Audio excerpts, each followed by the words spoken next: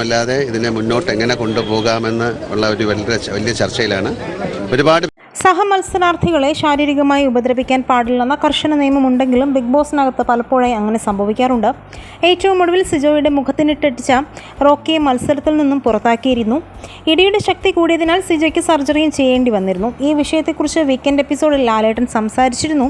സിജോയ്ക്ക് എന്താണ് സംഭവിച്ചതെന്നടക്കം നിരവധി കാര്യങ്ങൾ ചോദിച്ചെങ്കിലും സഹമത്സരാർത്ഥികൾക്ക് അതിനെപ്പറ്റി ധാരണ ഇല്ലായിരുന്നു. ആ സംഭവത്തിന് ശേഷം റോക്കിയെ ബിഗ് ബോസ് കൺഫെഷൻ റൂമിലേക്ക് വിളിച്ചു വരുത്തുന്നു. റോക്കി അവിടെ ഇരുന്ന് കരഞ്ഞ് ഒരുപാട് നാടകങ്ങൾ നടത്തുന്നു. അവിടെ വെച്ച് സിജോയോടും സിജോയുടെ വീട്ടുകാരോടും കൂട്ടുകാരോടൊക്കെ ക്ഷമിക്കണമെന്ന് പറഞ്ഞു. ബിഗ് ബോസ് ഹൗസിൽ നിന്നും പുറത്ത് ഇറങ്ങിയപ്പോഴല്ലേ ഇയാളുടെ തനി സ്വഭാവം അറിയുന്നത്.